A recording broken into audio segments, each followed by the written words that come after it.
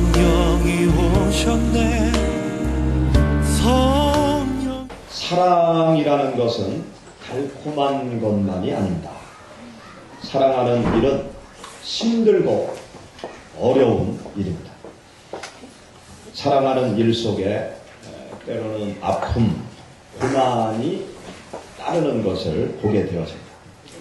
남녀 간의 사랑, 여기에도 아픔이 있죠. 그래서 유행가 가사에 보면 사랑은 눈물의 씨앗이다, 그러한 표현을 하고 있습니다. 가족 간의 사랑 속에도 많은 어려움과 아픔과 고난이 담겨져 있습니다.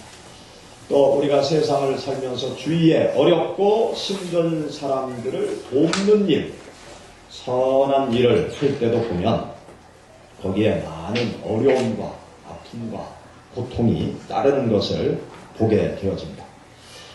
이 세상에 사랑이 오고 가는 길 뒤엔 예외 없이 고난이 뒤따르는 것을 우리는 보게 되어집니다.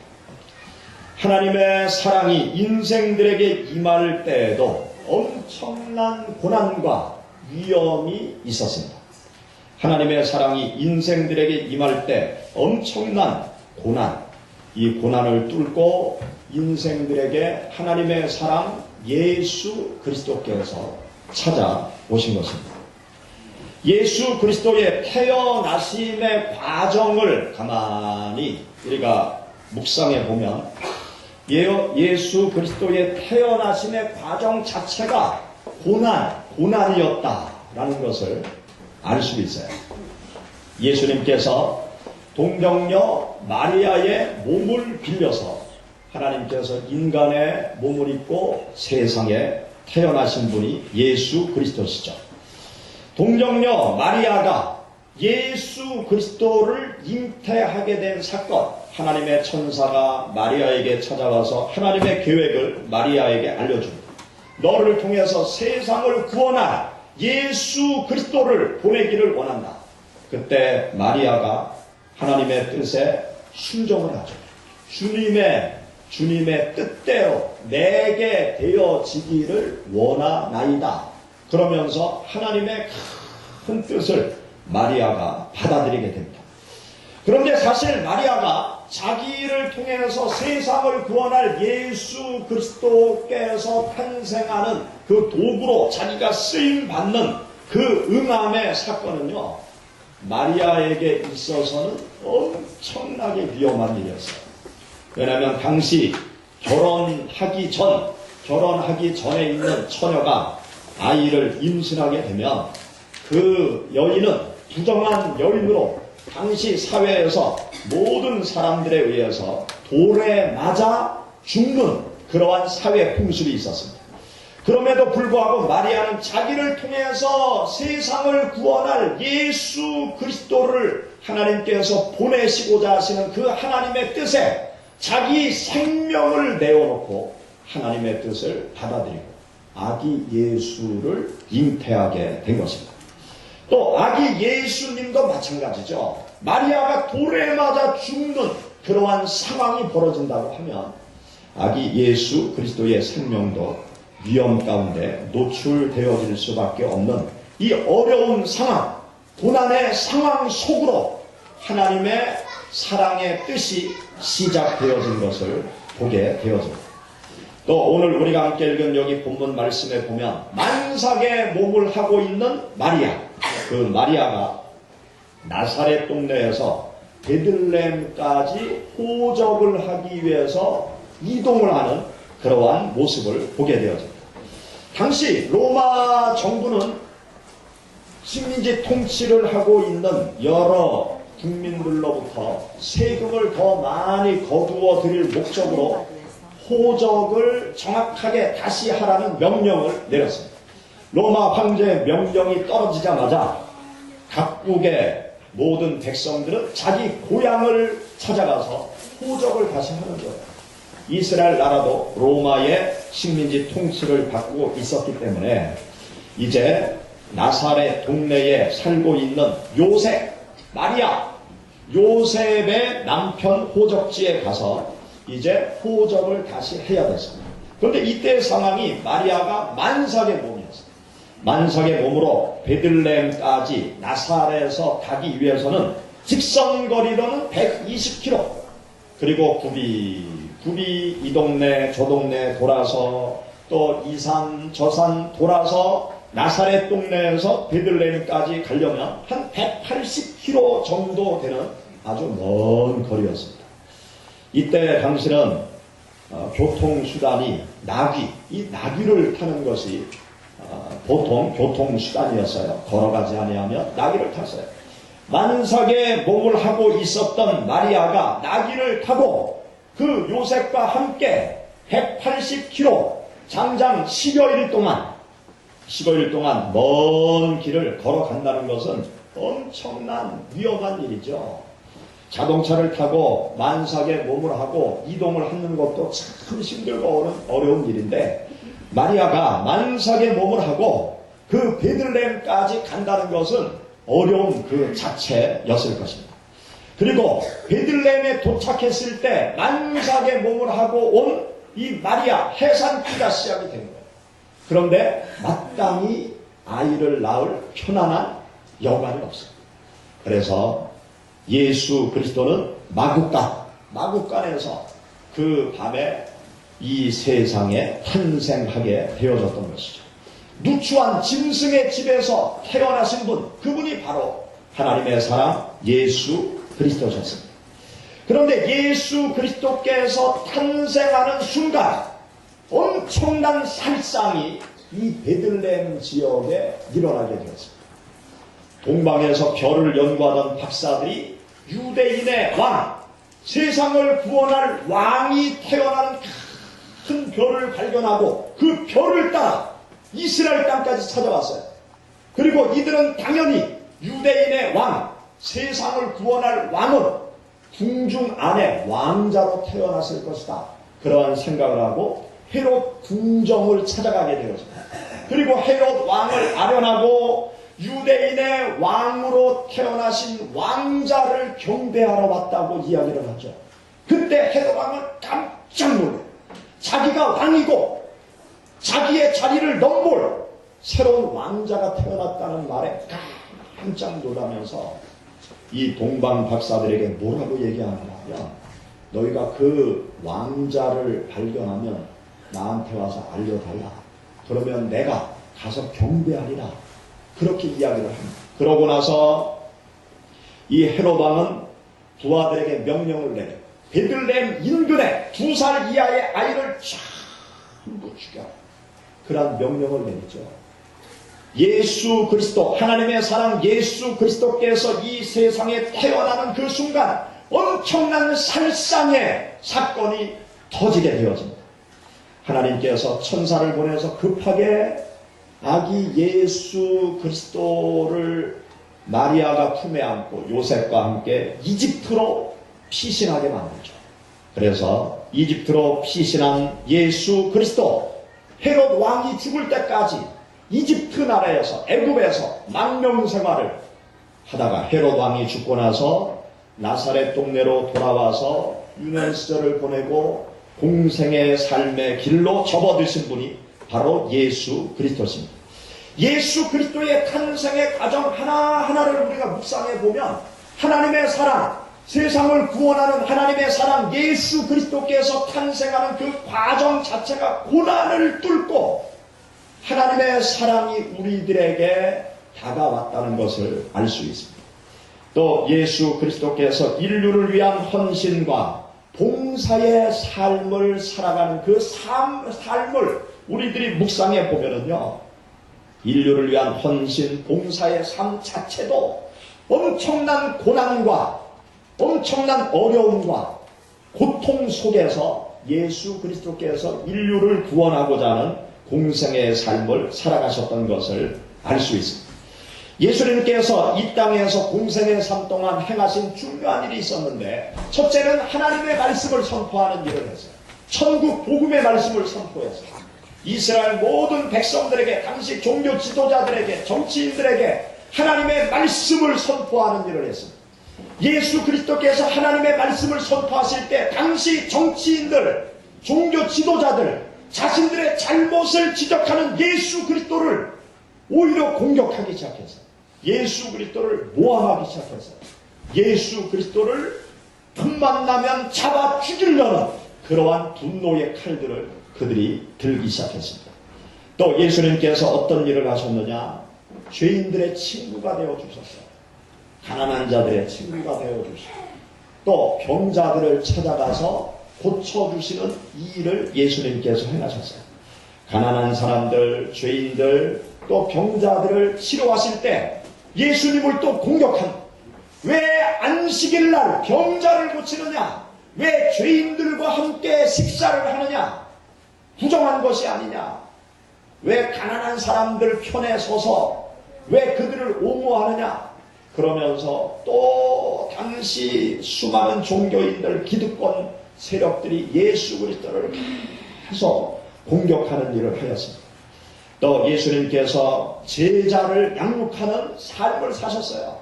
제자들을 훈련시키시고 그들을 통해서 당신께서 행하고 싶은 일을 계속 이루어 가시기 위해서 제자들을 훈련시키는 일을 했는데 제자들은 서로 싸워요. 그리고 나중에 생명의 위협이 다가오니까 예수님을 버리고 도망가고 배신하는 그러한 어려움을 예수님께서 겪으십니다.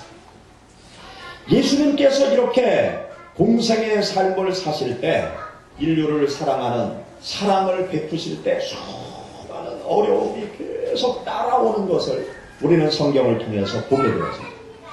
또 하나님의 사랑, 예수 그리스도께서 전파되는 과정을 우리 기독교 역사 속에서 살펴보면 하나님의 사랑, 예수 그리스도의 복음이 전파되는 과정도 고난의 연속인 것을 우리는 알 수 있어요.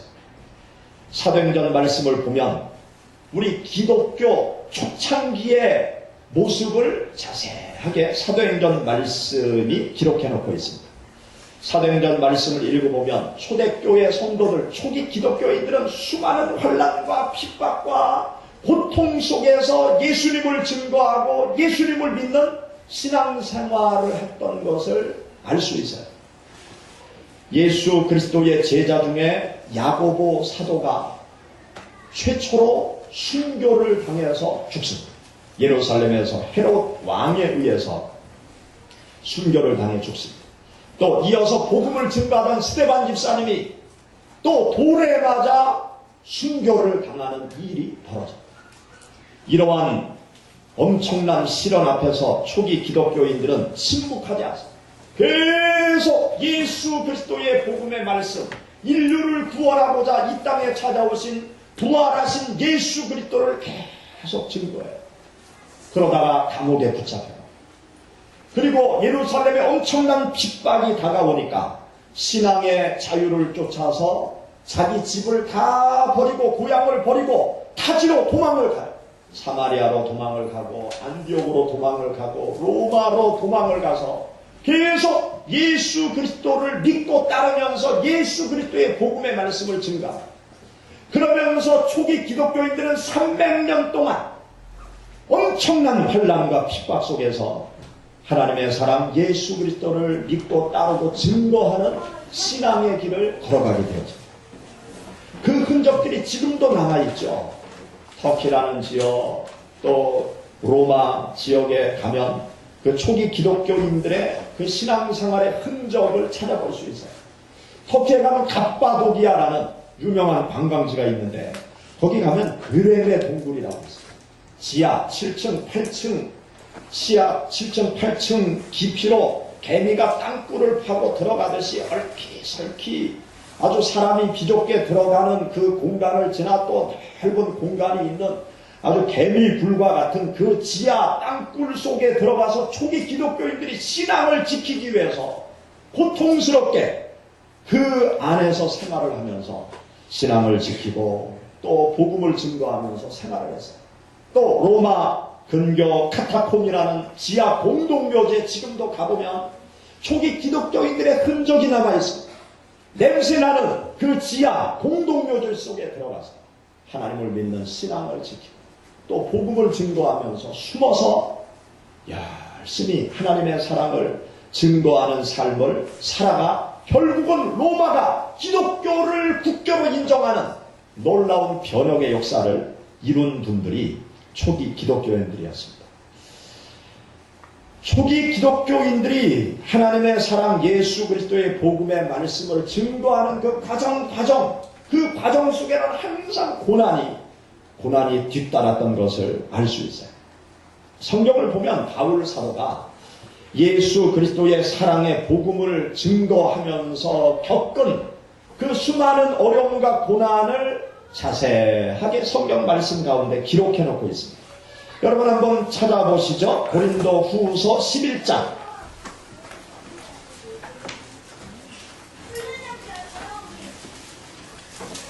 고린도 후서 11장.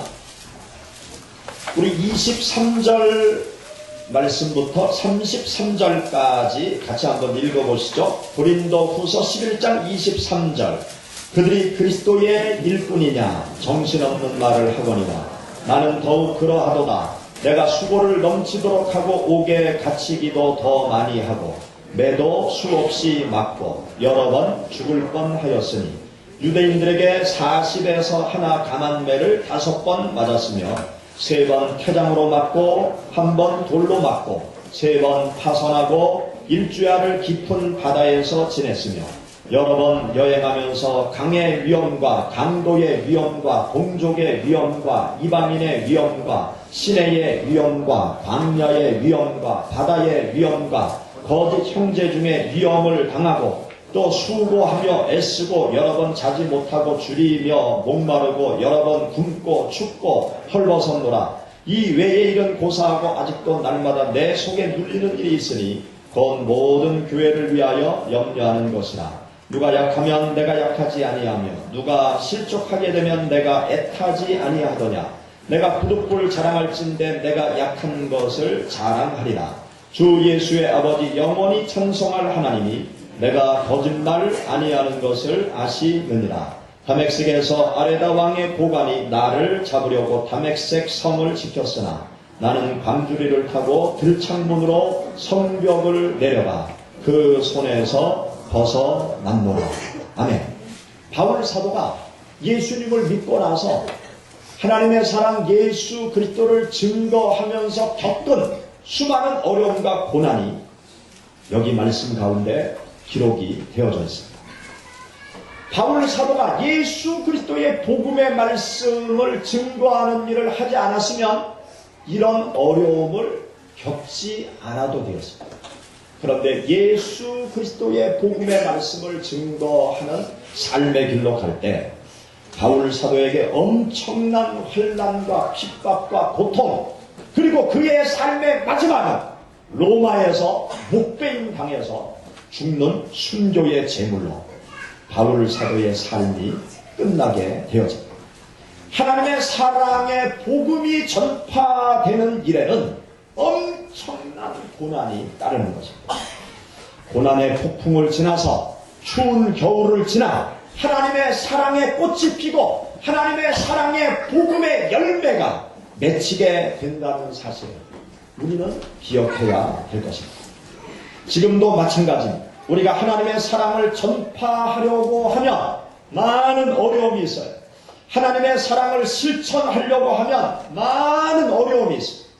하나님의 사랑으로 섬김과 봉사의 삶을 살아가려고 하면 우리가 넘어야 될 거친 산들이 너무나도 많이 있어요. 우리가 편안하게 신앙생활을 하려고 하면요, 아무것도 안 하면 편합니다. 믿지 않는 이웃들에게, 직장 동료들에게 예수님을 전하지 아니하면 편안한 인간관계를 맺으면서 우리가 세상을 살아갈 수 있어요.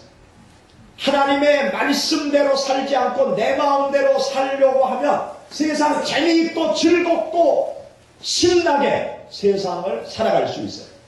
사랑과 섬김과 봉사의 삶을 살지 않고 내가 번 돈 나를 위해서 쓰고 먹고 즐기고 그렇게 살아가려고 하면 아무런 불편함 없이 편안하게 세상을 살아갈 수가 있습니다. 그러나 믿지 않는 친구에게 예수님을 증거하려고 하면 그때부터 어려움이 시작돼요. 하나님의 말씀의 뜻대로 정직하고 바르게 세상을 살아가려고 하면 엄청난 어려움이 다가오고, 사랑과 섬김의 삶을 살아가기 시작하면 수많은 어려움이 나에게 다가오는 일들을 경험할 수 있습니다. 여러분, 우리가 걸어가야 될 길이 어떤 길입니까? 하나님의 사랑을 따라가는 길이 비록 힘들고 어렵다 할지라도 예수 그리스도를 믿고 따르는 사람들은 그 길을 걸어가야 돼. 복음으로 세상을 구원하는 일이 비록 힘들고 어려울지라도 우리는 계속해서 복음의 말씀을 증거하면서 예수님이 걸어가신 그 길을 걸어가야 돼. 사랑과 섬김의 삶이 힘들고 어렵다 할지라도 끝까지 주님의 사랑으로 세상을 섬기고 희생하는 그 길을 예수님을 따르는 성도들이 걸어가야 되는 것입니다. 제가 어제 아침 일찍 유성 온천으로 사우나를 하러 갔어요.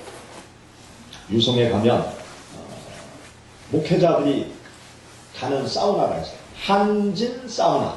많이 애용해 주세요. 제가 광고하는 거예요. 한진 사우나. 거기 가면 찜질방도 있고 좋습니다. 제가 왜 이런 말을 하는가 하면 이 한진 사우나는 장로님이 운영을 하는데 목회자들한테 대폭 할인을 해줘요. 목회자들한테는 3,000원, 단돈 3,000원. 싸죠? 유성 가면 보통 5,000원에서 8,000원. 사우나 하려면 5,000원에서 8,000원 정도 되거든요. 근데 3,000원만 내면 가서 사우나 할 수 있도록 어느 교회 다니는 장로님이 아주 적극적으로 한 20년 된 것 같아요. 열심히 그렇게 변함없이 봉사를 하세요. 근데 어제 아침에는 순간 당황하고 짜증이 나더라고요. 왜냐하면 목회자입니다. 그러고 거기 이제 늘 이름도 적고 전화번호도 적고 목회자입니다. 그러고 3,000원을 냈어요. 그랬더니 대뜸 뭐라 그러는가 하면 목회자 신분증 내세요. 그러는 거예요. 아니 그간에 목회자 뭐 신분증 얘기 한 번도 없었는데 갑자기 목회자 신분증 내세요. 그래가지고 제가 쳐다봤어요. 예? 신분증이요? 없는데요. 안 가져왔는데요. 그러니까 목사님 오늘은 그냥 들어가시고 다음에 오실 때는 신분증을 꼭 가지고 오시든지 목회자 소속 재직 증명서를 가지고 오시든지 그리고 주보하고 주민증을 가지고 오시든지 그렇게 해야 할인이 됩니다. 그렇게 설명을 하시는 거예요. 근데 순간 짜증이 나더라고요. 그냥 5,000원 내고 들어가. 근데 그 앞에 보니까 A4 용지 2장에 장장 안내문이 이렇게 적혀 있는 거예요. 그래서 표를 받고 나서 그 안내문을 거기 서서 자세히 읽어봤어요. 자세히 읽어보니까 이해가 되는 거예요. 이분들이 왜 이렇게 할 수밖에 없는지 이해가 되는 거예요. 거기에 뭐라고 적혀 있는가 하면 목사를 사칭한 사람이 그렇게 많대요. 목사입니다. 그러고 3,000원 내고 들어가는 거예요. 근데 목사가 아닌 것 같은데 이게 보면 알잖아요. 목사인지 아닌지 대충 알잖아요. 분위기가. 근데 목사 아닌 것 같은데 목사입니다. 그러고 3,000원 내고 들어가면 잠깐만요. 그러면 정말 목사님 맞으세요? 그럼 막 화를 낸다는 거예요. 목사가 목사라고 그러지 아니라고 그러냐고. 그러면 막 화를 내고 가고 그래서 직원들이 상처를 너무 받는다는 거예요. 그리고 목사님만 되는데 자꾸 사칭하는 사람들이 너무 많고 그것 때문에 자꾸 이렇게 트러블이 생기고 그래서 너무 어려워서 계속 목사님들을 위해서 봉사를 계속하려고 목사 신분증을 저희들이 요구합니다. 그렇게 거기에 이렇게 자세하게 적어놨더라고요.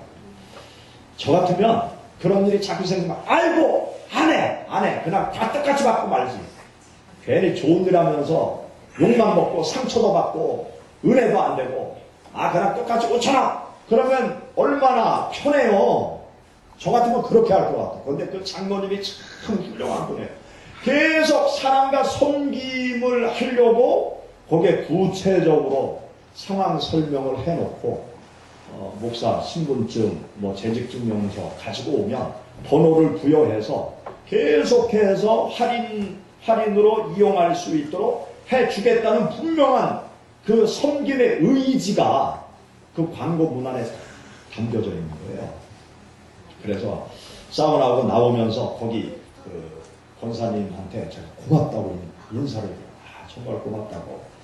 다음에 올 때는 제가 재직증명서 꼭 가지고 올 테니까 정말 감사하다고 10수년 동안 이렇게 목회자들을 위해서 정말 섬겨주셔서 감사하다고. 그러니까 그분도 얼굴이 환해가지고 좋아하시더라고요. 우리가 어떤 일이든지 어떤 분야에서든지 주님의 사랑을 가지고 섬김과 봉사와 예수 그리스도의 사랑을 실천해 나가는 일에는요, 아주 많은 어려움이 생기게 되어집니다. 이 섬김의 삶이 좋은 건데, 좋은 일이 쉬우면 얼마나 좋겠어요? 그런데 참 어려운 일들이 많이 생겨요. 복음을 증거하고 주님의 사랑을 실천해 나가는 일에는 많은 어려움이 생깁니다. 그런데 사랑과 섬김과 봉사와 예수 그리스도의 사랑을 전하는 일을 계속 하려고 하면 어려움을 내가 견뎌나가요. 우리가 교회 안에서도 주님을 위해서 헌신하고 봉사하는 생활을 하려고 하면 많은 어려움이 있잖아요.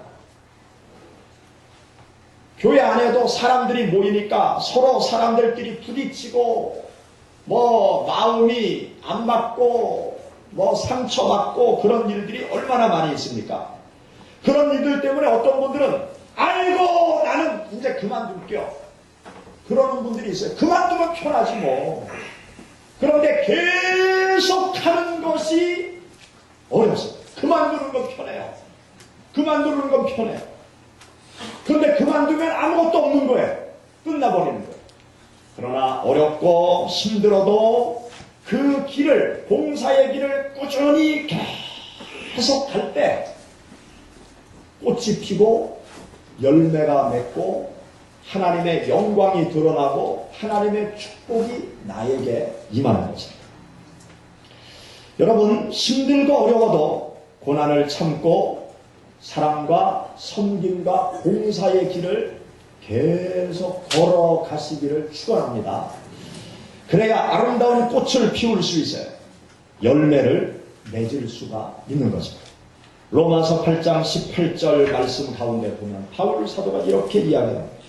현재의 고난은 장차 우리에게 나타날 영광과 좋게 비교할 수 없도다.